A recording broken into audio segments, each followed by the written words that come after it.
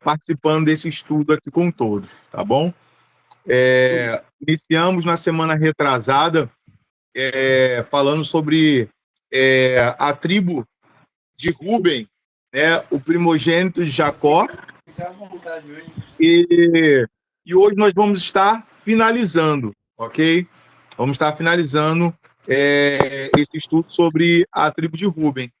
Claro que não se resume somente ao que está sendo apresentado aqui, tá bom? Mas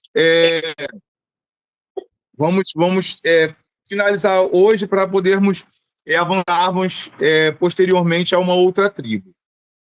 Hoje vai ficar uma parte menor para nós fazermos, já que na semana passada nós fizemos, sim, eu acho que foram 2 horas, né? Enfim.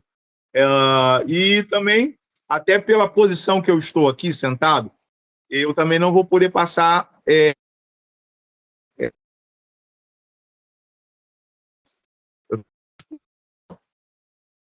Eu também não vou me estender tanto hoje, tá bom, irmãos? Para a glória de Deus, estou fazendo um tratamento, né? Tem apresentado assim, né? Resultado, né? E estamos felizes. Agradeço as orações de todos os irmãos aí, né? O pessoal aí do relógio de oração. Que Deus possa abençoá-los rica, poderosa e abundantemente. Tá? Estou vendo que tem aqui alguns irmãos que não estavam na semana retrasada e não foi possível fazermos a gravação. Né? Então, eu queria rapidamente fazer um resumo bem simples e básico daquilo que foi falado na semana passada. Ok?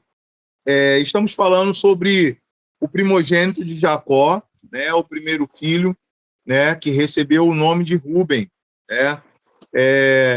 Eu descrevi o cenário familiar que Rúben ele nasce e cresce, né? Um cenário de disputa, né? Jacó casa-se com Lia, casa-se com Raquel, filha de seu tio Labão. O coração de Jacó pertencia a Raquel, mas Deus vê ali a aflição de Lia, ou em algumas traduções, Leia, e Deus faz com que ela venha conceber, né? Ela começa a gerar filhos, enquanto que Raquel se encontra estéril. E esse filho, né, Rúben, né, o filho primogênito, ele nasce já com o seu nome, né?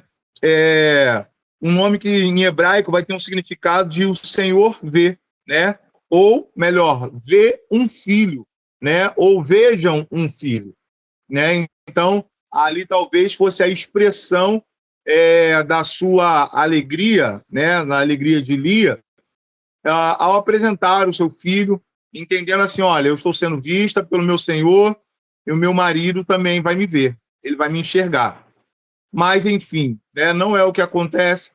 Jacó continua apaixonado por Raquel e esse filho ele cresce como um primogênito, com as cobranças com o pai. Mas nós vamos ver que ele nasce e cresce em meio a vendavais, né?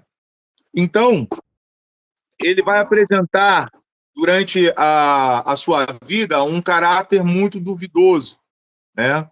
Haja vista que em Gênesis, capítulo 49, o verso de número 4, ele deita-se com a concubina do pai, Bila, né?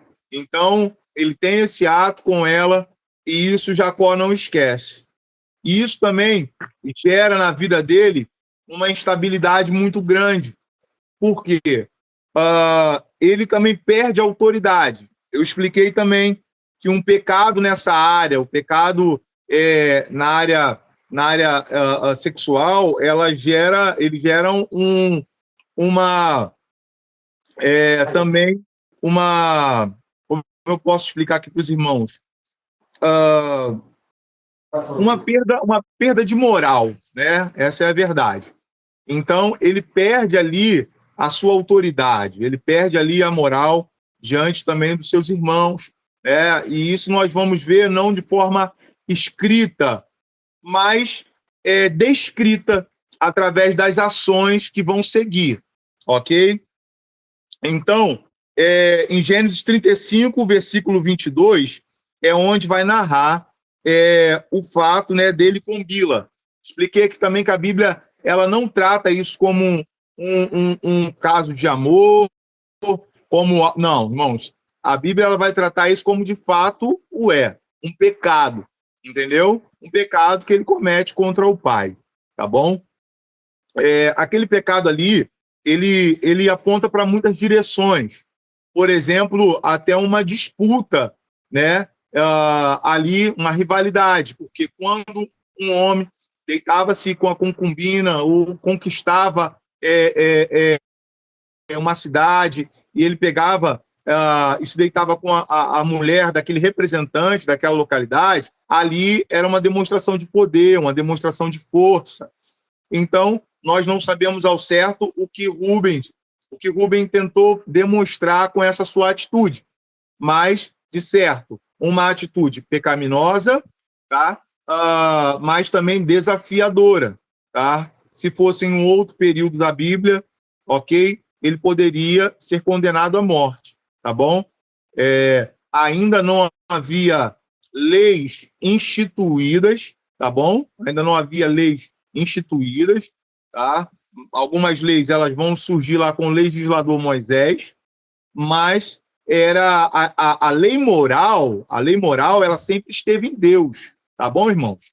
E as pessoas que serviam a Deus, eles se baseavam nessa lei moral, apesar de não haver uma lei escrita, ok? Poderia não estar escrito, mas havia ali uma lei moral. E Rubem, ele quebra essa lei moral, ok? Mas não foi punido com a morte, tá bom? Se em alguns momentos na Bíblia os irmãos lerem lá e ver que para esse tipo de pecado havia uma punição com a morte, e aí se perguntarem, pastor, por que não houve? Não houve ali porque não havia instituído-se uma lei ainda, tá bom? Uma lei escrita. Havia ali uma lei moral, tá ok? Nós vamos ver que essa perda da moral, ela vai se apresentar em Gênesis capítulo 37, o versículo 21, 22, o 23 e o 29, quando há aquela discussão entre os irmãos sobre o que fazer com José. Se o matavam, se o vendiam, enfim. Rubem, ele intervém para que não matassem o irmão. Mas quando ele sai do cenário, né, e ele retorna, o irmão já havia sido vendido, ok? Então, ali os irmãos tomam uma decisão em que ele, como irmão mais velho, não pôde opinar, não pôde ser decisivo, não pôde ser, ok? Os irmãos o ignoram naquela situação, tá? Nós vamos ver um ato seguinte, tudo que eu falei no estudo passado, tá bom? Que se encontra em Gênesis, de número 42, o 21 e o 22, o verso 21 e o 22. Quando eles estão diante de José, tá? E José começa a gerar acusação sobre eles, isso lá no Egito ainda, eles não reconhecem José. José gera uma acusação sobre eles, que eles eram espias e tudo mais. Rubens, ele vai se lembrar de José. Ele vai falar, olha, isso aqui deve estar nos acontecendo pelo sangue derramado do nosso irmão. Ele achava que José estava morto. Então, ele entende que aquilo ali era uma penitência, que aquilo ali era um pecado que eles haviam cometido e que estavam batendo à sua porta. Então, ele se recordava, ok?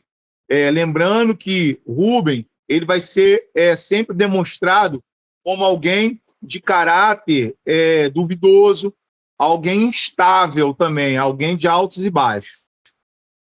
Tá? Em Gênesis 42, do 35 ao 38, nós vamos ter o diálogo de Rubem com Jacó. Rubem, Jacó e os seus irmãos. Simeão ficou no Egito, preso com José. Tá bom? Os irmãos retornam com a promessa de resgatá-lo. Mas para resgatar Simeão, era necessário que eles levassem Benjamim até José. Nesse interim, o que vai acontecer? Jacó se nega a liberar Benjamim. Ele falou, olha, já perdi José, Benjamim está preso lá no Egito, e você, já perdi José, Simeão está preso no Egito, e eu não vou perder Benjamim. Não vou. E aí, então, Rúben, ele em demonstração de credibilidade ao pai, ele fala assim com o pai, libera Benjamim, que eu vou pegar, e se eu não trouxer ele de volta, o senhor pode ficar e tirar a vida dos meus 2 filhos. Irmãos, a fala de Rúben para Jacó foi como nada. Jacó, ele não leva em crédito a palavra a qual Rúben declara. Tá bom? Então, os irmãos podem anotar isso aí, que há determinados tipos de pecado que ele rouba a moral, ele rouba a confiança, ok? Então, Rúben, ele é marcado por essa quebra de confiança, tá bom?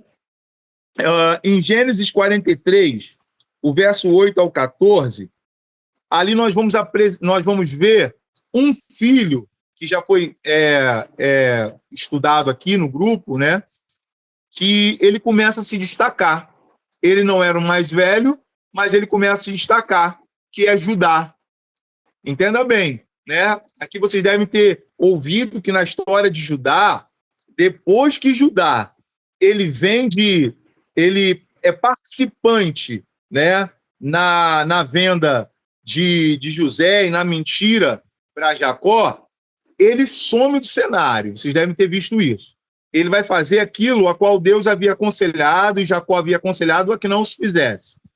Judá, ele pega, ele sai de cena, ele muda-se de cidade, ele casa-se com uma estrangeira e um arco ali vai se desenhar na sua história, ok? É uma vida de luto, a perda de 2 filhos, né? Tem uma relação com a nora, porque ele não cumpre o que ele de fato deveria cumprir pela lei, que era redimir a nora através do filho mais novo. Enfim, ele também tem ali uma perda de autoridade, né, de identidade, quando ele libera para ela o cajado, quando ele libera para ela o seu anel e a sua insígnia, né? Ali o seu cordão. Então, ele passa por um processo difícil também, Judá, tá bom? Mas, gente, de alguma forma, Judá, ele encontra uma remissão diante de Jacó, seu pai, e primeiramente diante de Deus. Porque quando Judá se coloca a negociar com o pai libera Benjamim, tá? O pai libera Benjamim. Ou seja, não libera para Rúben, mas libera para Judá. Ou seja, irmãos, Judá, ele começa agora a aparecer no cenário como alguém de destaque, tá bom? Como uma autoridade. Ele recupera isso, tá bom? Então, a perda da autoridade, através de uma mudança, ela pode ser readquirida, sabe? É isso que nós vamos aprender aqui também. Então, em Gênesis, capítulo 43, do 8 ao 14, né? Em especial o verso 8, nós vamos ver que Judá, ele negocia com o seu pai, e o pai libera Benjamim para poder descer até o Egito, para recuperar em Simeão e comprar novos alimentos, tá bom? Mas aí, em Gênesis 44, verso 14 ao 34, nós vamos ver ali Judá assumindo totalmente a liderança na negociação com o governador do Egito. Quando o governador José, ele arma aquela situação do seu cálice, colocando na bolsa de Benjamim, para poder incriminá-lo e testar os seus irmãos, os irmãos, num todo, se colocam em defesa de Benjamim, falando, olha, nós precisamos levar esse menino de volta, prometemos ao nosso pai, e se ele não voltar, o nosso pai não vai aguentar de tanta dor, porque Jacó fala assim, olha, eu vou morrer triste. Vocês vão fazer com que eu morra triste se vocês não trouxerem meu filho de volta. Mas Judá, ele vai falar as palavras que vão trazer, de fato, o reconhecimento de arrependimento que havia no coração deles diante do governador. Gênesis capítulo 44, o verso de número 14, vai narrar essa história. Vai dizer assim, olha, quando Judá e seus irmãos chegaram à casa de José, e ainda estava ali, e este estava ali, e prostraram-se em terra diante dele. E José lhes perguntou, o que é isso que vocês fizeram? Vocês não sabiam que um homem como eu é capaz de adivinhar? Então Judá respondeu, que podemos dizer ao meu senhor? Que podemos falar? E como vamos nos justificar?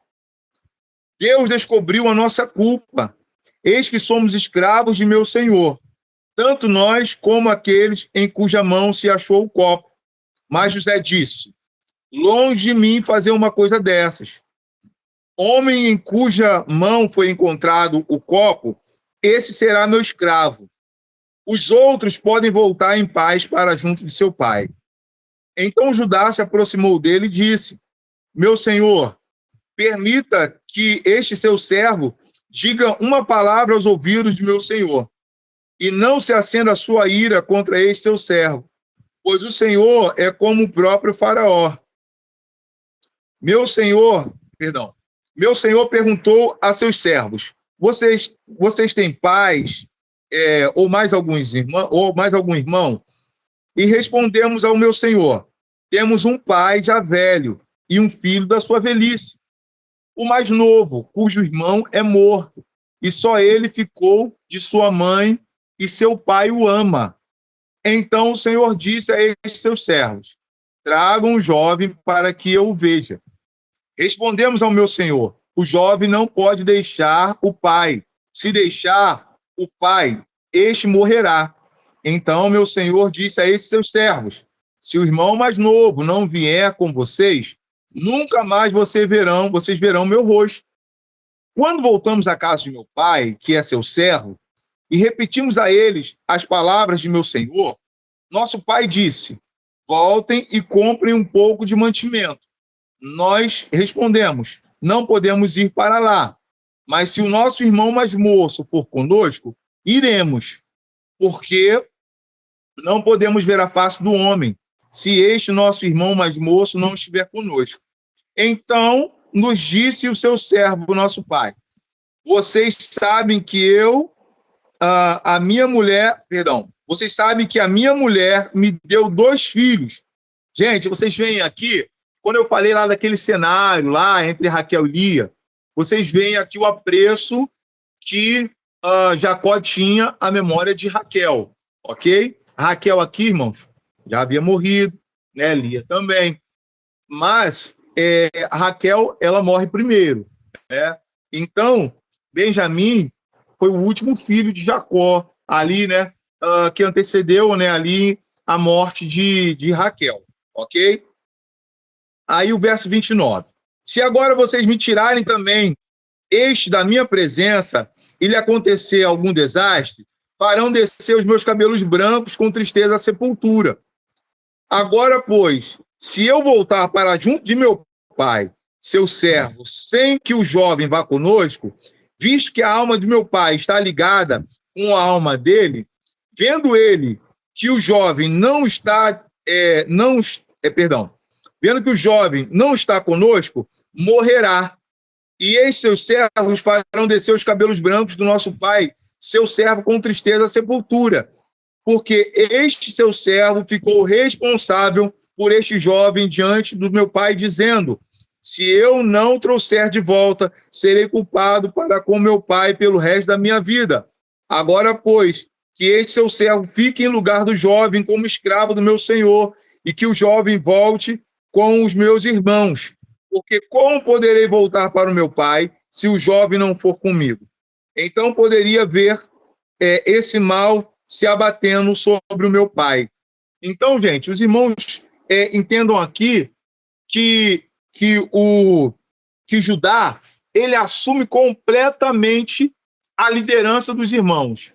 Rubem, ele perde completamente a condição de dialogar, ele perde completamente a condição de ser um representante do pai, ok? Por quê? Como eu já falei, por causa da instabilidade, por causa da sua falta de moral, ok? Ele perde completamente diante do pai, diante dos irmãos, né? Todo esse respeito que era gerado, tá bom? Ao filho primogênito, tá? Então, ele deixa ali de ser esse representante.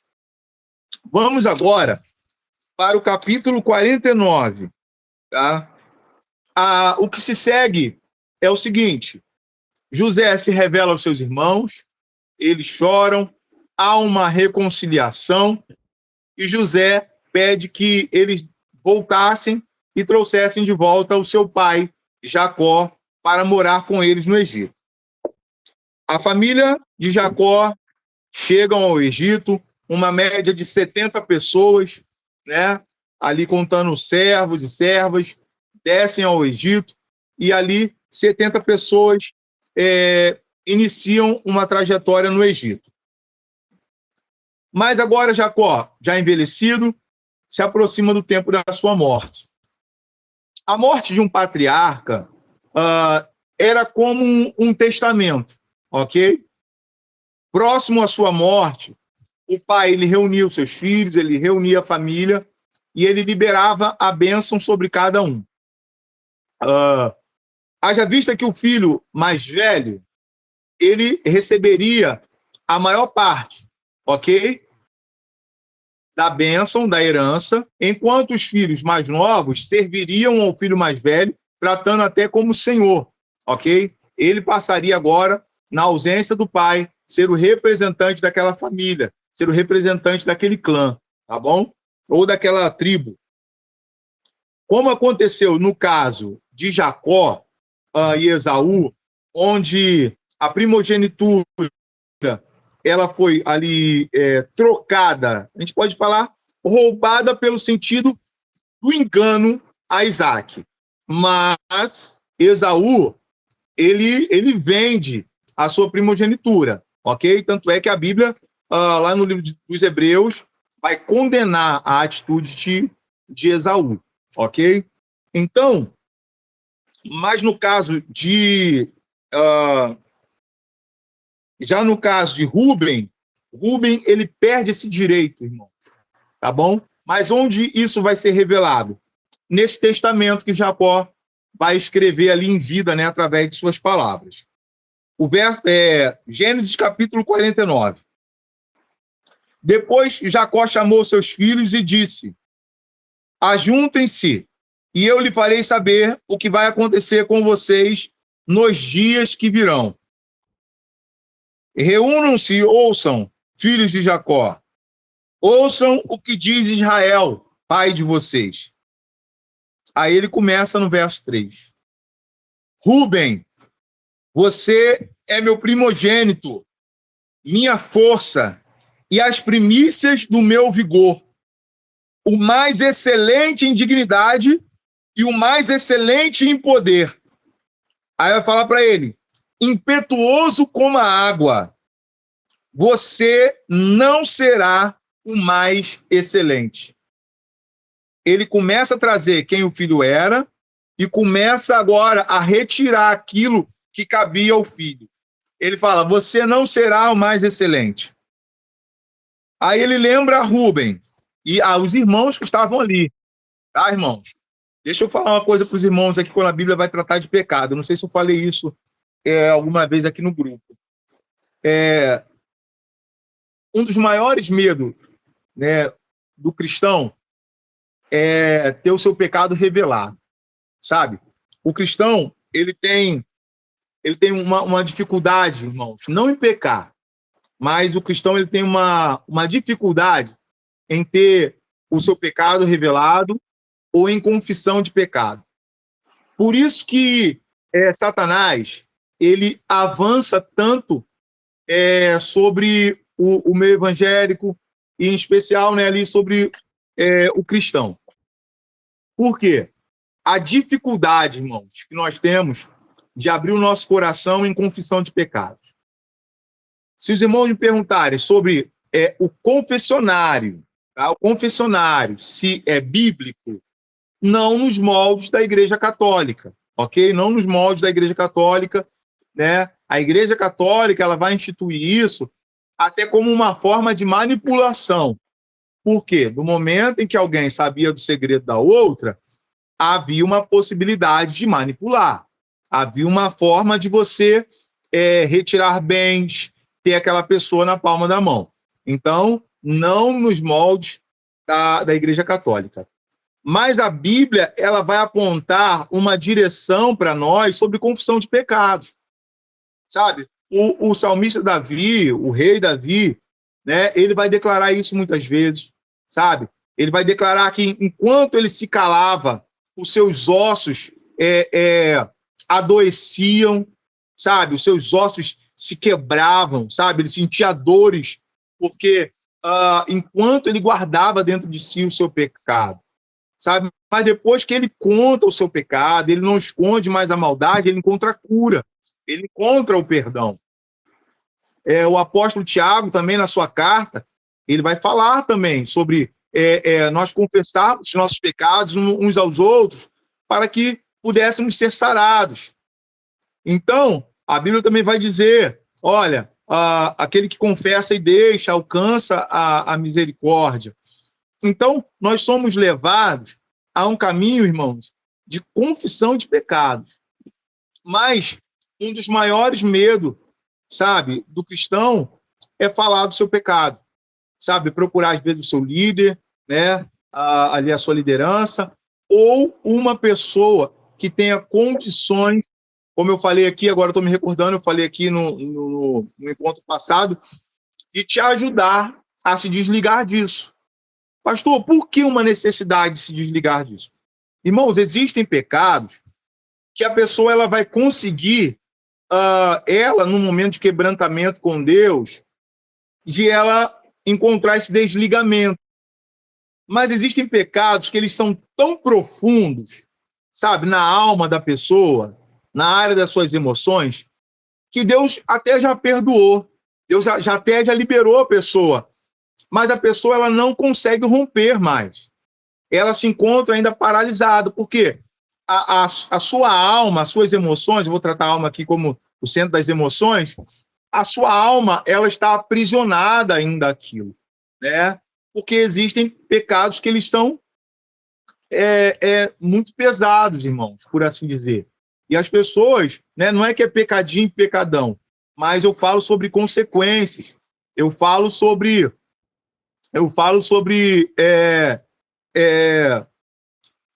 situações que machucam tanto a alma. Eu vou dar um exemplo, por exemplo, tá? É um exemplo aqui. Um homem que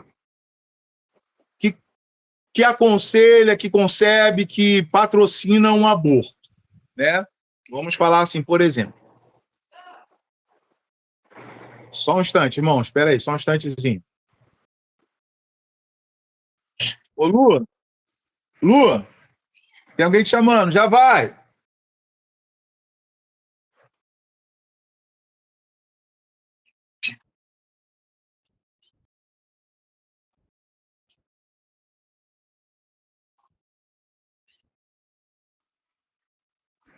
Só um instante, já vai.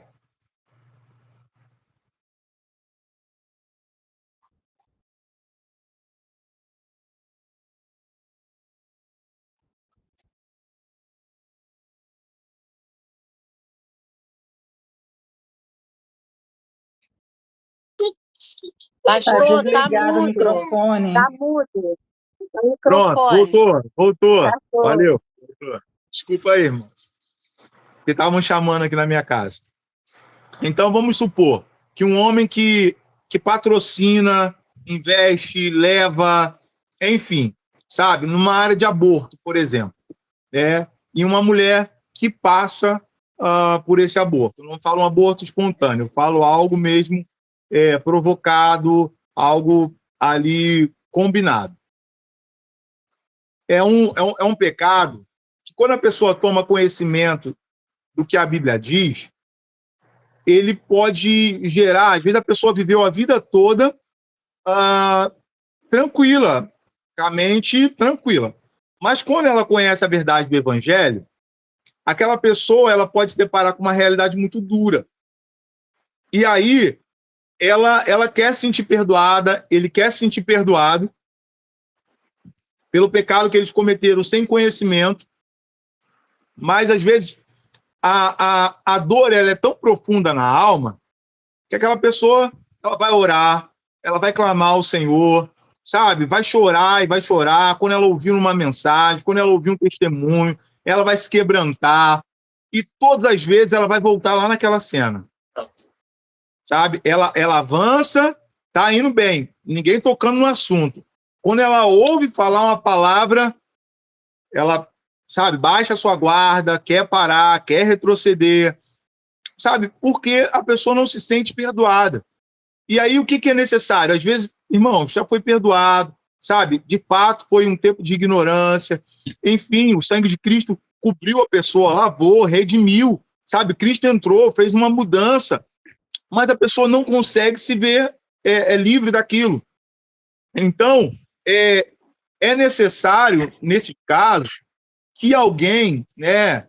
Aí a gente fala alguém, como eu falei na semana retrasada, alguém dotado de uma autoridade espiritual, alguém com conhecimento, né? Para poder ministrar sobre aquela vida, sabe? Orar com aquela pessoa, sabe? Levar entendimento àquela pessoa de que aquele passado dela ali, ele vai precisar ficar lá atrás, sabe? Porque ela não consegue mais retornar ali, sabe? Ela vai precisar agora buscar uma novidade de vida em Cristo, sabe? Entender o que é o perdão, entender o que é a graça, entender o que é a falta de conhecimento, sabe? Para que ela consiga agora se sentir perdoada. Não é que o pastor vai perdoar ela, não é que o líder ou a líder vai perdoar aquela pessoa, não é isso.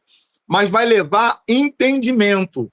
Então não é uma absorção, né? Como se faz na Igreja Católica. Não é isso, tá bom? Não é isso. Mas é levar entendimento. Então, existem tipos de pecados que a pessoa ela consegue se desligar sozinha, sabe? Ela está em casa, ela está orando, ela pediu perdão a Deus, o Espírito Santo visitou ela se quebrantou, se sentiu perdoado, levantou dali e a vida vai seguir.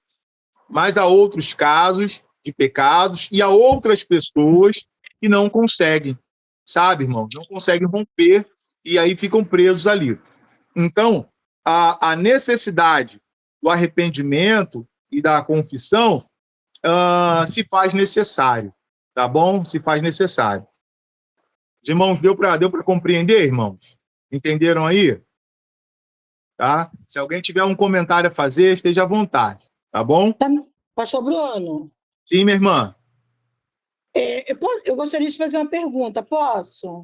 Pode sim, eu conseguindo responder, eu lhe responderei. Olha só, todo pecado cometido por alguém que faz parte da membresia da igreja. E quando eu falo membresia, eu englobo o corpo todo da igreja, certo? Certo. Corpo pastoral, diaconal e seus membros. Quando um pecado é cometido por um desses membros e esse pecado não é falado, não é... Como é que eu posso falar? Contado. No caso aí que o senhor está falando, tem certo tipo de coisa que a gente tem que comentar, tem que falar. Por mais que a gente se sinta perdoada, mas a gente tem um subconsciente que incomoda a gente. Se não for confessado, ele consegue ser perdoado entre ele e Deus? Vamos lá, tá? Minha irmã, eu vou falar da igreja que eu nasci e cresci, tá? Né? Vou falar primeiro da igreja que eu nasci e cresci, que foi uma Assembleia de Deus, tá bom? Tá? A gente vai aprender lá que todo pecado ele deveria ser confessado ao pastor, entendeu? Você deveria procurar o seu pastor e falar o seu pecado, entendeu? Aí, como acontecia, tá? Que aí eu até lembrei como eu iniciei essa linha de raciocínio, tá?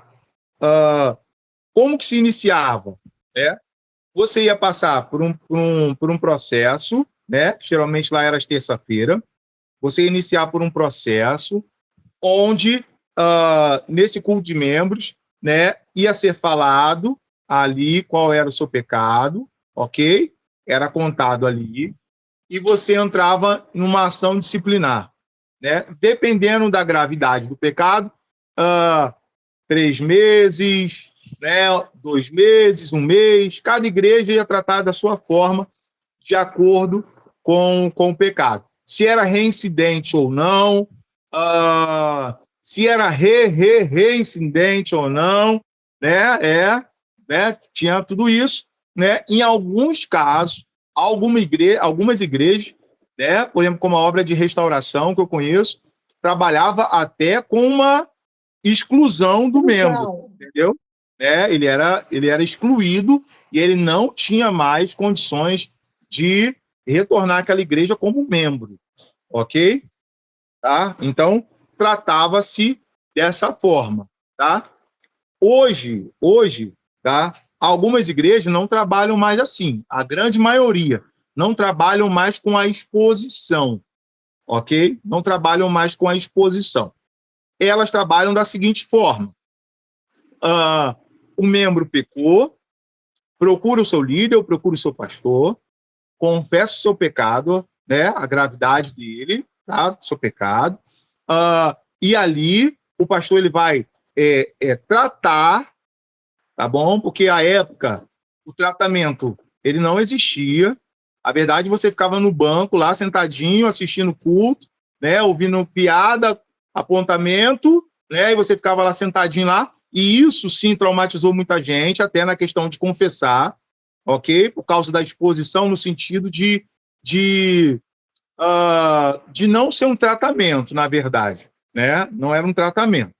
Aí hoje, né? Você deve falar, o pastor ele vai tratar você de acordo com a necessidade. Se ele entender que vai ser 1 mês, 2 meses, aí o período o pastor vai decidir, né? E ele vai te fazer um acompanhamento dentro daquela área que você pecou. Não traz mais a exposição, a não ser que seja algo de conhecimento geral. É um pecado de conhecimento de pessoas, aí trata. Fora isso, o pastor ele vai tratar ali, no máximo, com 2 ou 3 obreiros, sabe? No máximo. Trazendo o quê? A preservação da família, trazendo a preservação daquela pessoa, tá? Aí é assim que funciona mais ou menos aqui na igreja que nós congregamos, tá? Agora, se a senhora me perguntando, pastor, devemos falar? Eu vou falar de mim como pastor, tá? De mim como pastor. Dependendo do tipo de pecado, sim, sabe? Se a senhora, por exemplo, falou um palavrão, uma palavra feia, é um pecado, sabe? Se isso é uma constância na sua vida, eu, como seu pastor, eu gostaria de saber. Sabe por quê? Porque eu quero lhe ajudar, sabe? Às vezes a falta de conhecimento faz com que a pessoa siga num caminho que ela pensa que dá para poder conciliar. Vai virar um pecado de estimação. Compreendeu? Uhum. Mas vamos supor que isso não seja um hábito da senhora, ok? A senhora falou, poxa, falei um palavrão, poxa, Deus não se agrada disso, de palavras chulas, de palavras feias, Deus não se agrada. Mas a senhora dobrou o seu joelho e a senhora pediu perdão a Deus. Sabe? A senhora foi lá, pediu perdão a Deus. Ora, sabe, não há uma necessidade de a senhora marcar um gabinete com o pastor e a senhora falar, poxa, pastor, eu pequei. Entendeu? Como acontecia na Igreja Católica. Compreendeu? Então, é algo que a senhora consegue se desligar, sabe? A não ser que seja uma iniquidade. Aquilo que a pessoa, como eu digo, a pessoa tem uma vivência naquilo ali. Ela precisa de uma ajuda. Deu para entender? Entendi. Agora, vamos supor, a senhora cometeu algum outro tipo de pecado, né? Um adultério, uma fornicação, um roubo, como que eu posso falar? Uma fofoca, sabe? Uma fofoca, que isso aí é um pecado que a pessoa só não confessa, né? Na verdade, ela é descoberta, né? Quando há uma fofoca, às vezes é descoberta, mas a pessoa não confessa. É um pecado difícil, né? E a Bíblia condena muito isso, porque gera intriga entre irmãos. E a Bíblia fala que Deus abomina aquele que cria intriga entre irmãos, sabe? Alguns pecados Deus rejeita, mas esse Deus abomina, que é aquele que faz intriga entre irmãos. Deus não se agrada. Isso é um pecado que as pessoas, olha, elas não estão nem aí para isso, sabe? Elas não estão nem aí para isso. Então, isso é perigosíssimo. Aquele que levanta o falso, que, sabe? Isso é terrível, irmãos, tá? Então, esse tipo de pecados, eles necessitam ser falados. Eu, como pastor, se eu tenho um irmão, uma irmã, sabe? Que é mentiroso, sabe? Que é fofoqueiro, que comete esse tipo de pecado, que vive essa vida, eu, como pastor, aí eu falo de mim como pastor, sabe? Eu sou um grande interessado em sentar com essa pessoa, ouvi-la, sabe? Ajustar. De repente, às vezes não vai ser passivo de uma disciplina, entendeu? De repente, não vai ser passivo de uma disciplina, mas vai ser passivo de um acompanhamento, sabe? Olha, nós vamos caminhar juntos aí durante um tempo. Sabe, eu preciso que você, uma vez na semana, separe um tempo do seu dia para nós sentarmos juntos, nós conversarmos, nós lermos a palavra, nós orarmos juntos e nós tentarmos ajustar aquela pessoa. A senhora compreendeu? Sim. Então, ok? Então, é necessário, na minha concepção, sabe, esse tipo de pecado, isso aqui eu não estou falando que tem 2 pesos e 2 medidas. Não é isso. Mas há tipos de pecados que o líder, sabe, ou o pastor, ou o líder do departamento, necessita saber para poder ajudar. Há muitas pessoas que não contam, que não falam, sabe? E aí as suas vidas ficam presas, amarradas naquele pecado, né? Aí, às vezes, quando nós vamos falar de cura interior, deixa eu abrir um parênteses aqui. Gente, cura interior não é regressão de mente, né? Às vezes algumas pessoas falam, não, porque cura interior, a pessoa fala que a gente tem que voltar lá atrás, tem que voltar a ser criança. Gente, ninguém volta a ser criança, não. Aqui ninguém, sabe? Não é um diálogo entre Jesus e Nicodemos, né? Nicodemos ali, como eu posso voltar ao ventre da minha mãe? Não pode, Nicodemos, não pode. Sabe, gente, mas é no entendimento. Se uma dor, se uma situação aconteceu na infância, aquele momento ali da infância vai precisar ser tratado, sabe? E a pessoa não vai botar uma chupeta na boca e brincar de criança, falar não é isso, gente, não é isso. Cura interior, gente, é de fato você tratar onde a ferida foi feita, sabe? Então nós temos, assim, a maioria dos adultos, nós adultos, carregamos ainda em nós feridas na nossa alma que foram geradas, sabe, num passado e que, pela falta da oportunidade e entendimento de nós abrirmos o coração para sermos tratados, sabe, nós nos calamos, seguimos, fazemos de conta que está tudo bem e, às vezes, nós encontramos lá, a minha líder ou o meu líder é um grosso, é uma grossa, é isso, é aquilo outro, tal. Gente, mas a pessoa passou por tantas coisas e alguém lá atrás não observou que tipo de líder que estava formando e um dia desceu o óleo sobre a cabeça, sabe, tudo mais, e hoje a pessoa atropela todo mundo, a pessoa não está nem aí. Sabe? Ou adoece, né, pastor? Ou adoece. Ou adoece. Quando você traz algo...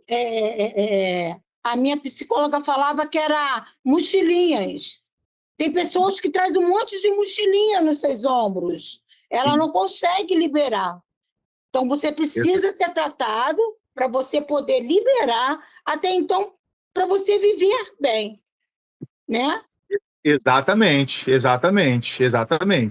Então, não se trata de uma regressão, não é isso, gente, não é isso. Eu tratei 2 anos com psicóloga e, assim, foi bênção na minha vida. Eu acredito. Muitos pacotinhos meus foram embora. É isso aí. Dentro de um ambiente seguro, né? Dentro de um ambiente seguro, onde a senhora não foi necessária a sua exposição, né? senhora se sentiu segura, tratou, falou, chorou, sorriu, né? E segue a sua vida. Então, isso, gente, é necessário. Agora, pensem nisso na questão do pecado, sabe? Pensem nisso na questão do pecado. A pessoa, ela vai pegar, ela vai guardar aquilo ali, às vezes guarda aquilo ali há 20 anos, há 30 anos, já foi perdoado, já foi perdoada pelo Senhor, sabe? Mas a pessoa não consegue viver a novidade de vida que Cristo tem para ela, sabe? Porque a alma ainda está aprisionada naquilo ali, sabe? O subconsciente, como a senhora falou, acusa. Satanás, que é o nosso adversário, e ele sabe os nossos pecados, ele acusa, sabe? E aí a pessoa vive aquele ciclo vicioso sem conseguir romper, tá bom? Então, mas por que eu entrei nesse assunto, né? Falando que o crente, o cristão, ele tem esse medo de confessar pecados, e aí o inimigo, ele usa isso como uma arma. Por quê? Aqui, onde nós estamos lendo, né? Eu vou voltar para o texto, em Gênesis 49, estão reunidos ali os filhos de Jacó. Quando Jacó aponta para Rúben e fala, olha, o verso de número 4, impetuoso como a água, você não será o mais excelente, porque subiu ao leite de seu pai e o profanou. Você profanou a minha cama. Sabe, irmãos, estavam ali os irmãos reunidos. Vocês entenderam? Estavam ali reunidos. Ele tratou, irmãos, tratou. A Bíblia, ela não escondeu o pecado de ninguém. Tá? A Bíblia, ela não escondeu. Estão aqui relatados para nós, e nós olhamos e nós aprendemos com eles. Sabe o quê? A não cometê-los. Nós vamos ver quando, depois que o tabernáculo ele é instituído, como funcionava a questão da expiação pelos pecados. Né? Os irmãos vão lembrar. De acordo com o pecado, era um tipo de animal que era levado. Então, chegava alguém lá com uma pombinha, com uma rolinha. E, gente, estava ali todo mundo vendo. Chegou todo mundo para sacrificar, uma filazinha, todo mundo chegando com seu animalzinho. Pelo animal, gente, já se dá, e pelo tipo de sacrifício, dava para se ter uma noção de que tipo de pecado era. Entendeu? Então, aí chegava alguém com uma ovelha, com um carneiro, sabe? Chegava alguém lá com um boi. Irmãos, por ali e mais, tinha tipo de pecado que o próprio pecador, ele tinha que imolar o animal. Não era o sacerdote. Entendeu?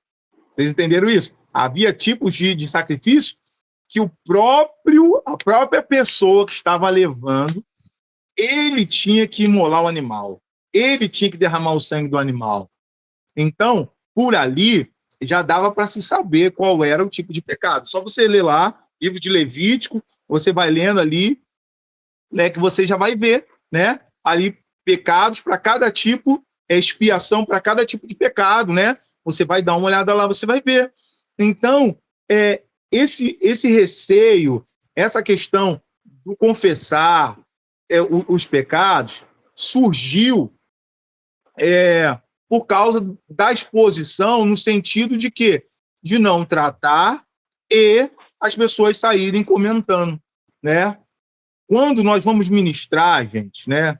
Geralmente, quando eu faço uma ministração sobre alguma vida, geralmente eu estou com a minha esposa, né? É a pessoa em quem mais eu confio para poder estar ministrando, então, nada melhor do que ela.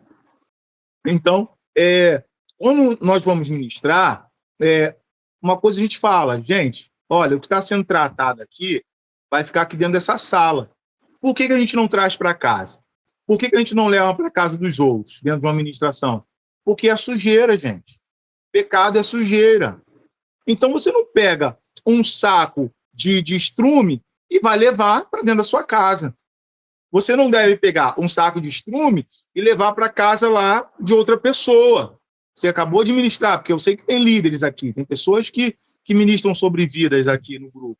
Então, você não vai pegar isso e não vai levar para casa de outra pessoa, ok? Então, tratou ali, ministrou ali, irmãos, zerou ali, sabe? Zerou ali. Agora, também nós que ministramos sobre vidas, precisamos alertar as pessoas que estão sendo ministradas que, né? Porque eu já vi isso, eu já passei por isso. Acabou ali, você que está sendo ministrado também deve encerrar o assunto ali, sabe? Porque às vezes a própria pessoa leva o assunto a outros, entendeu? E aí daqui a pouco chega até você. Aí você fala assim, peraí, né? Éramos 3 ou éramos 4, né? E agora há mais pessoas tendo conhecimento, né? E aí a gente, poxa, não, mas é porque não, aconteceu ali, porque senão isso pode se voltar sobre quem está ministrando, né? E o inimigo, ele é especialista, irmãos, em tentar virar uma situação para que a nossa credibilidade seja abalada, entendeu? Então, você que vai ministrar, tenha esse cuidado, sabe? Também de aconselhar a pessoa que está sendo ministrada a ela não falar mais, a não tratar mais aquilo ali, a seguir, tá bom? Então, vencemos essa parte aqui que eu queria expor sobre a questão da confissão de pecados. Satanás, ele não pode usar, irmãos, sabe, o pecado do nosso passado como arma para poder nos aprisionar, ok? A sua mente não deve paralisar você, fazer você procrastinar, sabe? Diante dos desafios que você tem, diante de tudo que você tem a desenvolver, porque você ainda está com a sua alma ferida. Se você ainda não se sente perdoado, perdoada, procure alguém da sua confiança, dá licença, seu líder, sua líder, alguém que você confie, alguém que você entenda que tem essa condição de orar por você, impor as mãos sobre você, sabe? E tratar você na área que você precisa, sabe? Para que você possa avançar, tá bom? Para que você possa romper. Eu tenho visto muitas pessoas rompendo, sabe? Porque tem tomado esse tipo de atitude, essas decisões, tá bom? Não caminhe sozinho, não lute sozinho. Vamos avançar aqui, irmãos. Então, seguimos aqui, olha. Então, Rubem, ele vai receber ali no testamento, né, vou chamar assim, porque foi os momentos que antecederam a morte de Jacó, ele vai receber, irmãos, aquela palavra, você não será o mais excelente, você não será mais, né, aqui,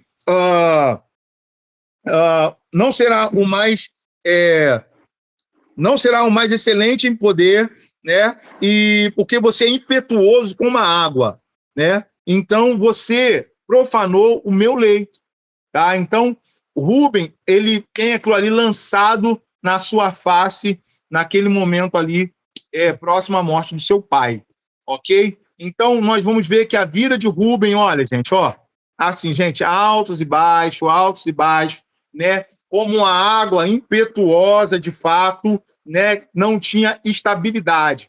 Rubem era alguém que ora estava bem, ora estava mal, alguém sem a credibilidade. E aí, pastor, qual é o desfecho disso aí? Irmãos, depois que ele recebe essa palavra do pai, nós vamos ver que no Êxodo, né, passa-se o tempo, né, nós vamos ver em Números, capítulo 32. Vamos ver aqui, Números, capítulo 32. Porque Rubem, até então, ele era uma pessoa, mas agora ele é uma tribo. Nós estamos falando da tribo de Rubem, não é verdade? Agora Rubem é uma tribo, ok? E aí, será que aquelas atitudes, né, o modo de vida de Rubem influenciou na sua tribo? Né? Vamos ver aqui. Quando eu falei aqui sobre Zebulon, nós vimos que as promessas estavam sobre a tribo, sobre o filho, né, Zebulon, e depois a sua tribo, elas se perpetuaram. Vamos ver aqui sobre a tribo de Rubem. Vamos lá. Números capítulo 32. Os filhos de Rubem e os filhos de Gade tinham muito gado. Quando viram a terra de Jazer e a terra de Gileade, que eram boas para a criação de gado, os filhos de Gade e os filhos de Rubem foram falar com Moisés, com o sacerdote Eleazar e com os chefes da congregação, disseram: Atarote Dibon, Jazer, Ninrá, Esbom, Eleale, Sebam, Nebo e Beon. A terra que o Senhor subjugou diante da congregação de Israel é terra de gado. E estes seus servos têm gado. Disseram mais: se encontrarmos favor aos seus olhos, permita que a posse dessa terra seja dada a esses seus servos, e não nos faça passar o Jordão. Vamos lá. Porém, Moisés disse aos filhos de Gade e aos filhos de Ruben: então os irmãos de vocês irão à guerra enquanto vocês ficam aqui? Por que vocês querem desanimar os filhos de Israel para que não entrem na terra que o Senhor lhes deu? Assim fizeram os pais de vocês quando os enviei de Cades Barneia para ver a esta terra. Eles chegaram até o vale de Escol e vendo a terra, desanimaram os filhos de Israel para que não entrassem na terra que o Senhor lhes tinha dado. Então a ira do Senhor se acendeu naquele mesmo dia, e ele jurou dizendo: porque não me seguiram com fidelidade, é certo que os homens que saíram do Egito de 20 anos para cima não verão a terra que prometi com juramento a Abraão, a Isaque e a Jacó. Somente Calebe, filho de Jefoné, o Quenezeu, e Josué, filho de Num, verão a terra, porque seguiram o Senhor com fidelidade. Por isso a ira do Senhor se acendeu contra Israel, e ele os fez andar errantes pelo deserto durante 40 anos, até que se consumiu toda a geração que havia feito o que era mal aos olhos do Senhor. E agora vocês, geração de pecadores, se levantam em lugar de seus pais para aumentar ainda mais o furor da ira do Senhor contra Israel. Se não os quiserem segui-lo, também ele deixará todo o povo novamente no deserto, e vocês serão a causa da ruína deste povo. Aqui, quando eles fazem uma proposta a Moisés, ao sacerdote Eleazar e aos chefes da congregação, Moisés já rebate eles. Por quê, irmãos? Havia ainda a terra de Canaã para ser conquistada. Entendeu? Havia ainda muitas lutas para poder seguir. Mas eles chegam, né? Houve ali uma precipitação, porque eles olham e eles veem ali uma terra muito boa para a criação do gado. Mas só, irmãos, que essa terra, ela estava antes do Jordão. Entendeu? Eles precisavam passar o Jordão para poder lutar contra Jericó, para poder lutar contra a cidade de Ai, para poder lutar contra todos aqueles povos, os heteus, amorreus, jebuseus, todos aqueles povos, entendeu? Mas naquele momento, a meia tribo de Gade e a tribo de Ruben, eles se levantam e eles já pedem a sua parte na herança. Eles falaram assim: olha, vamos já garantir uma parte que é boa para nós, uma parte que é boa para o nosso gado. Porque aqui, os povos que estavam aqui, eles criavam gados, e nós criamos gados também. Ou seja, irmãos, naquele momento ali, eles já queriam tomar posse da sua herança, eles queriam tomar posse da terra que lhes cabia. Aí Moisés começa a lembrá-los: opa, peraí, vocês não vão descer a guerra com seus irmãos? Vocês querem desanimar os seus irmãos? Era essa a intenção deles? Não, irmãos, não era essa a intenção deles.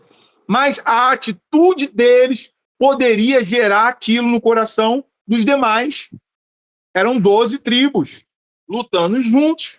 Precisavam conquistar juntos, ok? Mas quando nós vamos continuar a leitura, né, nós vamos ver que os filhos... verso 16. Então os filhos de Gade e os filhos de Ruben se aproximaram de Moisés e lhe disseram: edificaremos currais aqui para o nosso gado e cidades para as nossas crianças. Mas nós nos armaremos e vamos para a guerra adiante dos filhos de Israel, até que os tenha levado ao seu lugar. Porém, as nossas crianças ficarão nas cidades fortificadas por causa dos moradores da terra. Não voltaremos para nossa casa até que os filhos de Israel estejam de posse, cada um da sua herança, porque não herdaremos com eles do outro lado do Jordão, nem mais adiante, porque já temos a nossa herança desse lado do Jordão a leste. Irmãos, peguem aqui uma outra chave aqui, que isso aqui vai ser importante, tá bom? Para a continuidade da história desse povo. É muito interessante isso aqui. É muito interessante. A promessa que eles tinham era de atravessar o Jordão e tomar a terra prometida. Ok? Essas tribos, eles tomam uma decisão de pedir a sua herança antecipada. Mas só que essa herança, ela ficava antes de atravessar o Jordão. Ok? Essas tribos, eles ficavam ali antes de atravessar o Jordão. Moisés explica toda uma situação para eles e fala assim, olha, vocês não podem fazer o que os seus pais fizeram. Ok? Aí eles falaram, não, ok, deixe que nós venhamos edificar aqui os currais, vamos assentar o nosso gado, vamos assentar as nossas crianças, vamos aqui, ó, deixar a nossa família aqui, ok? E vamos nos armar e vamos com vocês para a guerra até que a guerra tenha um fim. Depois nós não tomaremos parte da porção que está além do Jordão. Ficaremos do lado de cá, porque já temos escolhido a nossa herança. Entenda bem, irmãos. A herança que nós vamos receber, quem vai nos dar é o Senhor. A nossa herdade, sabe, as nossas terras, quem vai nos conceder é o Senhor. Nós não precisamos colocar um rio entre nós e a terra prometida. A terra prometida, ela estava além do Jordão, ok? Ah, mas a terra que estava do lado de cá era boa. A terra era boa, mas a terra prometida, ela estava além do Jordão, ok? Um rio, ele aponta também para uma separação, ok? Mais na frente nós vamos ver isso se desenrolar. Moisés, então, vai falar a todos, se eles não procederem dessa forma, ok? Eles não vão poder tomar posse dessa terra, ok? Porque nós vamos ver que Josué vai dar continuidade, não é isso? Moisés vai morrer e Josué vai dar continuidade. Mas aquela fala de Moisés, ela se perpetua. E aí nós vamos seguir aqui, tá? Então, eles ficaram em xeque, né? Colocaram dúvidas no coração de Moisés sobre as intenções deles, tá? Eles tomam a cidade, né? Ou aquelas terras por antecipação, né? Na conquista da terra prometida, eles ficam a leste do Jordão.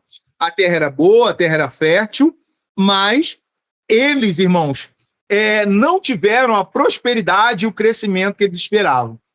Vocês notem que eles eram a tribo número 1, né? Porque ele era o primogênito. Mas a tribo de Rúben, na hora de fazer a contagem populacional, eles caem para a 7ª tribo, ok? Eles despencaram, irmão. Eles despencaram, tá? Por causa de quê? Por causa da credibilidade, por causa da inconstância. Aquilo que o seu patriarca, ele gerou lá no seu caráter, na sua índole, assim aquele povo ali se desenvolveu. Assim aquela tribo, ela se desenvolveu. Por isso que é tão importante a família ela ser bem direcionada pelo chefe, a família ser bem estruturada pelo líder. Porque um líder instável, ele vai gerar uma família estável, sabe? E ali, essa instabilidade, ela foi acompanhando, tá bom? Vamos ver aqui, Números, capítulo 26, o verso... Perdão, irmãos, vamos ver aqui. Números 43... Perdão, Números 26, o verso 7. Nós vamos ter essa contagem aqui, tá bom? Números 26, o verso 7. Vai dizer assim, olha, está aqui.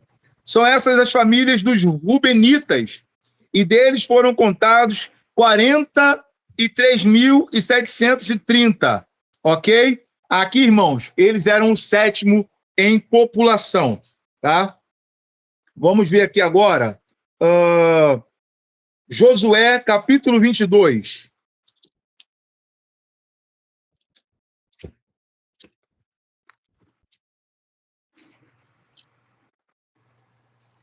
Estamos já encerrando já, irmãos.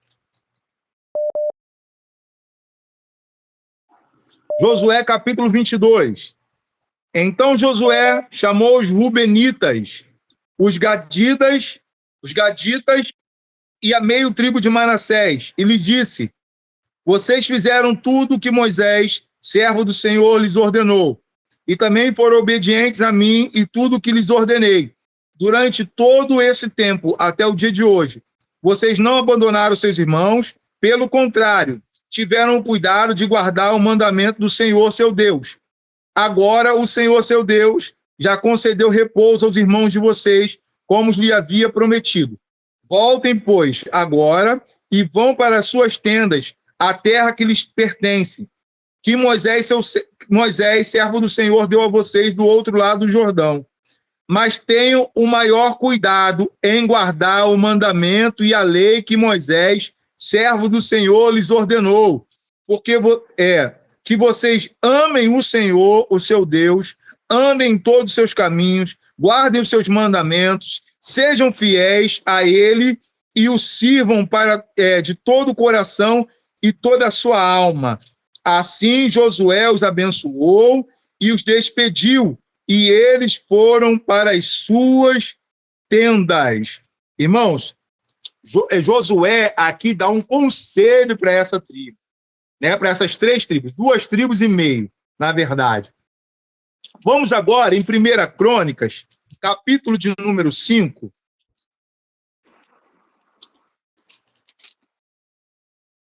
O verso de número 18. Vamos ler do 18 até o 26. 2 filhos de Rubens, 2 gaditas e da meio tribo de Manassés, homens valentes que traziam escudo e espada, estiavam o arco e eram treinados para a guerra, houve 44.770 capazes de sair à batalha. Fizeram guerra aos Hagarenos, a Getur, a Nafis e a Nodab. Foram ajudados contra eles. E os Hagarenos, né, e todos que estavam com eles foram entregues nas suas mãos, porque na batalha clamaram a Deus, que lhe deu ouvido, porque confiaram nele. Levaram gado dos Hagarenos, 50.000 camelos, 250.000 ovelhas, 2.000 jumentos e 100.000 pessoas. 100.000 pessoas. Porque muitos caíram feridos à espada, pois a batalha era de Deus, e eles habitaram no lugar deles até o exílio. Os filhos da meio tribo de Manassés habitaram naquela terra de Baçã e de Baal-Hermon, Essenir e o monte Hermon, e eram numerosos. Esses foram chefes das famílias, a saber, Efer, Ezi, Eliel, Asriel, Jeremias, Odavias e Jadiel. Guerreiros valentes, homens famosos, chefes de suas famílias. Porém, aí vem aqui, irmãos, vem o porém. Porém, foram infiéis ao Deus de seus pais e se prostituíram, seguindo os deuses dos povos da terra, que Deus tinha destruído diante deles. Por isso, o Deus de Israel despertou o espírito de Pul, rei da Síria, ou seja, o espírito de Tiglat-Pileser, rei da Síria, que levou cativo os Rubenitas, os Gaditas e a meio tribo de Manassés, e os fez morar em Hala, Abor e Hará, e nas proximidades do rio Gozã, onde permaneceram até o dia de hoje, ou seja, até o dia, né, da sua época. O que aconteceu aqui, irmãos? Notem que no início, eles gravaram as palavras que Moisés havia dito, os conselhos de Josué, e a tribo foi seguindo. Colocavam Deus na frente e eles prosperaram, eles avançaram diante dos seus inimigos porque a guerra era do Senhor. Mas o que aconteceu, gente? Lembre que eu falei que havia uma distância. Essas tribos, elas foram se distanciando cada vez mais das demais, ok? Havia um rio que separava, entende? Cada vez mais eles foram ficando isolados, cada vez mais, no cenário bíblico, sabe, eles foram perdendo a credibilidade, eles foram perdendo voz no conselho. Por quê? Por causa da distância, a separação que havia entre essas tribos. Eles ficaram do outro lado, ok? Eles ficaram do outro lado, tá? Então, o que aconteceu com eles? Começaram a se corromper, tá? Começaram a se corromper. Deus permitiu que eles fossem levados, exilados, tá? Então, aqui, nós vamos ver um desfecho, né, do que aconteceu com a tribo de Rubem, né? Aqui está tratando de mais uma tribo e meio, mas nós vamos nos ater à tribo de Rubem, tá? Um primogênito que nasce com potencial para ser extraordinário, mas em meio a uma disputa familiar, sabe? Falta de entendimento entre pai e mães, sabe? Cresce uma criança desestabilizada, que coloca no seu coração, né? E cumpre, né? Ele faz valer, né, um pecado contra o seu pai. Na hora de ser abençoado como primogênito, ele não é abençoado como o primogênito. Vocês viram aqui, ele não recebe a bênção da primogenitura, ok? E a partir dali, sabe, o seu clã, a sua tribo, ela vai se desenvolver da mesma forma que ele, de forma completamente estável, tomando posse antecipada de uma herança, ok? Onde houve ali um distanciamento dos seus irmãos e, posteriormente, sucumbiram à idolatria até serem levados cativos, tá bom? Então, que nós venhamos aprender com os exemplos de Rubem, tá? Nós, como pais e mães, possamos gerar ambientes saudáveis aos nossos filhos, tá bom? Que nós, enquanto filhos, venhamos respeitar, né, os nossos pais e mães, né, os nossos líderes, tá bom? Entendendo que, se houver oportunidade de mudança, vamos mudar. Se houver oportunidade de nós vivermos um tempo de estabilidade, se nós somos instáveis, ora estamos bem, ora estamos mal, ora acertamos com muita força, mas ora erramos de uma forma muito avassaladora, precisamos pedir autocontrole ao Espírito, pedir que o Espírito Santo, sabe, tome a direção da nossa vida para que nós possamos viver um tempo de estabilidade e não vivermos de uma forma separada, mas congregado com os demais irmãos. Amém? Aqui eu encerro essa palavra em nome de Jesus. Amém. Missionário. Amém. Missionário ali, travou lá. Agora. Aquele gostinho de quero mais. Amém. Sério? Sério? Que vontade. Tipo assim, encerrou, mas como se tivesse continuidade. A tribo de Rubens, ela é tremenda. Cada tribo, cada vez a gente vai mergulhando mais profundo, vai tendo mais conhecimento. E eu falando aí, né, eu fui fazendo algumas anotações aqui, do 1 Crônicas, capítulo 5, e o versículo 1 fala algo assim, profundo também. Planta filhos de Rubem, o primogênito de Israel, que primogênito, mas porque para o pai. Deu-se a sua primogenitura aos filhos de Israel, um ser colocado na primogenitura. Isso é muito forte, muito forte. O que o pecado faz aí, ele perde ali que por ser, ele perde a porção dupla, porque o primogênito tinha isso, e ele também perde a herança, que foi passada a tribo de Judá. E a primogênita foi passada para o filho de José, né? Manassés e Efraim. Ele perdeu 2 vezes. É Exatamente. muito forte, é muito forte. E teve uma pessoa, alguém do grupo que eu não lembro agora, não sei se foi a Vanessa, pegou e falou assim, que não imaginava, né, a proporção, quando a gente fala das 12 tribos de Israel, acha que todos eles começaram do início ao fim numa excelência. E não foi bem assim, muitos foram se perdendo ao meio do caminho. E na caminhada, né, na presença do Senhor, a gente vê hoje assim, muitos começam bem, mas aí depois se afastam de Deus, e a gente leva isso para nossas vidas, que se afastar de Deus nos leva a nos corromper. Então, para que a gente não se corrompa, a gente vem a cada dia, né, estar mais firme, mais perto de Deus, porque assim a gente evita pecar, peca menos, né, evita distrações. E, pastor, que Deus continue abençoando sua vida, seu ministério, te abençoando aí poderosamente. Que palavra, que estudo maravilhoso para as nossas vidas nessa noite também, né? Cada Amém, estudo a amém. gente aprende mais e mais, e que a gente venha no decorrer da semana, né, ficar meditando nessa palavra, porque é muito forte, tremendo. Amém, missionária Lilian. Amém. Glória a Deus.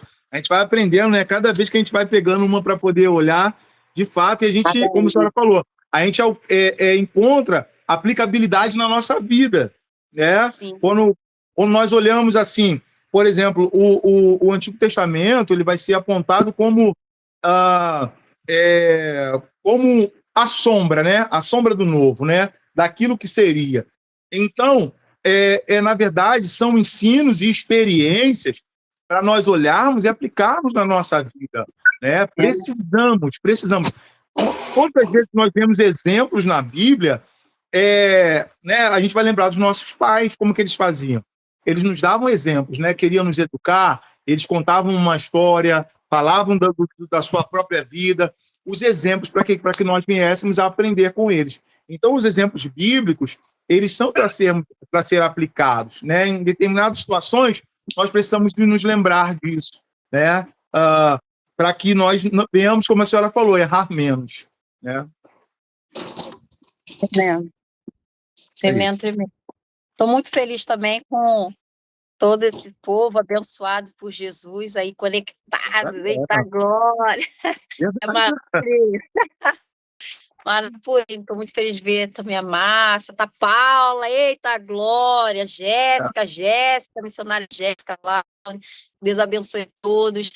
Filho, Jesus te abençoe. Antes de estar encerrando, né, como a gente diz, a gente ora pela vida que está ministrando, que está trazendo tudo, né, de Deus do céu. Eu vou pedir até o pastor Bruno para orar pela vida do tio, processo, né, de enfermidade do pastor. E a gente está aí confiante, crendo, e ele agora está nas madrugadas, pastor. Juntinho ali com a gente, 3h da manhã, dando glória. Eu vou pedir ao Senhor para poder, se possível, né, estar em oração pela vida dele. E logo após, né, a nossa irmã Márcia orar pela vida do pastor. Minha caiu de todo mundo, só ficou nós duas. Não, eu tô aqui. Eu não tô nem te ouvindo. Eu tô aqui, ó. Acho que a irmã Márcia... Márcia... Eu tô te vendo. Não esquece, agora você está me ouvindo, é que eu tinha botado no mudo. Eu também estou estranhando. Eu falei assim, mas gente, então minha internet que tá ruim. Não, tá todo mundo. Acho que é de todo mundo. É de todo mundo cair. Não, eu tô aqui. Também? Ó, a Vanessa tá aqui Vanessa. também. Tá todo mundo. A minha tá boa. A Vanessa? Estão me ouvindo? Tá boa da Vanessa. A minha tá boa. Para mim apareceu muito a da Lilian travando. A da Lilian estava travando muito. Irmã Márcia apareceu. Sério? A minha eu tô aqui vendo todo mundo, gente. Deu ruim, gente. Gente, a Lilian tá travando a live toda, tá? Puxa. A live toda travando. Calma, irmã. Tá online, irmã. Calma. Jéssica. Calma, irmã. Vanessa. Calma, tá todo mundo aqui. Eu acho que a Vanessa também deu ruim, que tá lá. A bolinha dela tá piscando, uma bolinha perto do microfone, olha aí. Calma, Então ninguém eu fugiu. pensei que fosse só a minha. Mas se você também tá aí, então realmente deve ter sido a deles. Ele só Eita, glória, vai. inicia. Eita, glória. Gente, tá todo mundo conectado. Tá todo Vamos mundo? ver. Amém, amém. Nelly vai ver se é dele, se... Gente, calma, gente. Em nome de Jesus, me ouçam. Tá todo mundo conectado. Vamos estar orando, porque o pastor Bruno, ele não pode ficar muito tempo sentado. Então, vamos agora, o pastor Bruno vai orar pela vida do tio João. E depois a Sheila vai orar pela vida do pastor Bruno. Amém? Não entendi. Vocês estavam todo mundo desconectado. Fala de novo. O pastor Bruno agora vai orar pela vida do tio João. E depois a Márcia vai orar pela vida do pastor Bruno. Amém? Amém. Amém. Parece aí, tio. Amém. Isso aí, tio João. A paz do Senhor, tio João. Deus abençoe, tá bom? Senhor Jesus, entre aí com a mão forte. A paz do Senhor, meu irmão. Amém. Deus abençoe, tá? Vamos orar. Em nome de Jesus. Oremos. Senhor Deus e Pai, nós queremos, Senhor, nesta hora, render graças a Ti, porque, ó Pai amado, somente o Senhor, para poder juntar, Pai amado, pessoas, Senhor amado, sabe, de lugares, Senhor, distantes, Pai amado, em um mesmo local, Deus, conectados, ó Deus, em um só pensamento, para poder, Senhor amado, estudar a Tua palavra. Deus, e a Tua palavra nos aponta que Tu és aquele, Pai amado, que é o remédio dos remédios, Senhor. O médico dos médicos, Pai. Senhor, nós queremos nesta hora apresentar diante do Teu altar, Senhor, o nosso tio, Pai. Senhor amado, tio João, ó Deus. Pai amado, que tem, Senhor amado, clamado ao Senhor, pedindo, Senhor, uma intervenção do céu na área da sua saúde, Pai. Senhor, Tu és o mesmo Deus que operou no passado. Senhor, Tu é o mesmo Deus que opera nos dias de hoje, Pai, e o Senhor será eternamente. Então, em nome de Jesus, nós oramos nesta hora, que o Senhor visite neste momento, Pai, que o Senhor entre com a sua provisão, Pai, levando um bálsamo de cura. Senhor, eu não sei qual é a área, Senhor amado, qual é o local, mas os seus olhos que são como chama de fogo, Pai, que tudo vê, que tudo sabe, ó Deus, na sua onisciência, que o Senhor possa tocar, ó Deus amado, agora onde a mão do médico não toca, Senhor, e liberar uma palavra de cura sobre a vida do nosso amado tio. Em nome de Jesus, Senhor, debaixo da Tua autoridade, nós damos ordem a essa enfermidade. Em nome de Jesus, enfermidade, bata em retirada agora e libera agora, em nome de Jesus, o corpo do tio. Em nome de Jesus, que haja cura, que haja agora, em nome de Jesus, a restauração da saúde, a plenitude da graça de Deus sobre a saúde do tio. Em nome de Jesus, Senhor, nós oramos crendo que o Senhor pode operar de forma extraordinária. Espírito Santo de Deus, nos ajude nesse momento de oração, de clamor, e que nós possamos contar esse testemunho em nome de Jesus. Amém e amém. Graças a Deus. Aleluias. Amém. Soberano Deus, eterno Pai, em Tua presença, Deus Santo, nessa hora, Pai amado, entrego, Senhor, a vida, Senhor, do pastor Bruno em Tuas mãos. Deus amado, nós louvamos o Teu nome, agradecemos, Pai amado, pelo entendimento que o Senhor tem dado a Seu filho, pelo estudo, Pai amado, por todas as palavras ditas, Senhor, por tudo aquilo que Ele tem, Senhor, estudado e tem passado, Pai, para cada um de nós, Pai. Nós louvamos o Teu nome, nós agradecemos, Pai, por essa oportunidade de estarmos reunidos aqui, podendo ouvir e aprender mais e mais da Tua palavra, dos Teus ensinamentos, do Teu direcionamento. Que essa palavra, Senhor, possa estar no nosso coração, na nossa mente, Senhor, para que nós possamos, Pai amado, vivê-la, Senhor, podamos praticá-la, Senhor, ensinar, Pai amado, para os nossos, Pai, para a nossa descendência, Senhor, que nós possamos, Pai amado, extrair, Senhor, o melhor, Pai, desse estudo, o melhor do seu direcionamento. Deus Santo, eu coloco a vida do pastor Bruno em Tuas mãos. Deus amado, já louva o Teu nome, Senhor, porque amanhã o Teu servo, Pai amado, tem um processo, processo, Pai amado, Senhor, de consulta, de tratamento, para poder ser alcançado. Mas nós louvamos a Ti, Pai, porque nós sabemos, Pai amado, que o Senhor já está na frente, o Senhor já tem preparado tudo. Então, Deus Santo, nós glorificamos o Teu nome, nós agradecemos, porque nós cremos, Deus Santo, na vitória do Teu servo. Nós cremos, Deus Santo, que ao chegar naquele lugar, ele já vai encontrar, Senhor, Pai amado, pessoas para o ajudar, para direcionar, para, Senhor, que as portas estejam abertas, Pai amado, para que o Senhor venha, Senhor, com as tuas respostas, com os teus cuidados sobre a vida dele, como o Senhor tem tido todos os dias, Pai, porque mesmo passando pelo processo, nós entendemos e nós sabemos que o Senhor está passando com ele, que o Senhor está na direção, que o Senhor está cuidando, que o Senhor está provendo tudo o necessário, Pai, para a glorificação do teu nome, para a cura do teu servo. Pai amado, continue sendo com ele, com a casa dele, toma sua esposa, Senhor, toca na saúde da irmã Luciana, Senhor, traga cura para a vida dela, Pai amado, em nome de Jesus.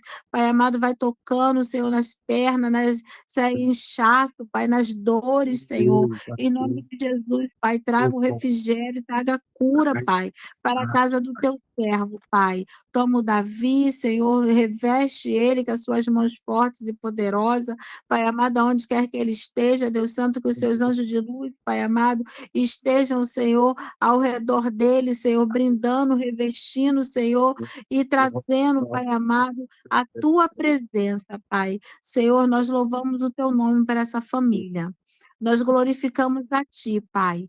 E nós, Pai amado, agradecemos, Senhor, por o Senhor ter colocado essa família em nosso caminho, Pai. Pai amado, para continuar nos ajudando, nos trazendo um bom entendimento, Pai. Nos dê uma noite de sono abençoada, seja com cada um, Senhor, que está presente, Senhor, nessa live. Pai amado, em nome de Jesus. Cuida, Senhor, da nossa família, cuida da nossa vida, da nossa mente, Pai, do nosso físico, Pai amado, do nosso emocional. Pai amado, dê-nos, Senhor, direcionamento. Nós glorificamos e agradecemos a Ti, Pai, em nome de Jesus.